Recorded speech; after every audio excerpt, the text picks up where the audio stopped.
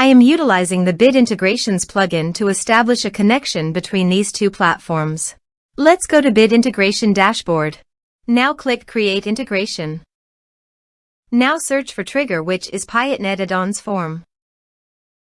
Select a form. Click on Next. Search and select Tutor LMS for action. Here give the meaningful integration name as you want. Now click Connect for authorization. Authorization is successfully done. Click Next. Select the respective action as you want. Select the respective course as you want. There is no user map option, so you must submit the form from the user login. Here is the conditional logic. You can use it if you want. If the condition matches, then the data will be sent. Click Next. Now save the integrations. Now go to your course page. Here I have logged in the user. Now go to your form and type some information and submit the form.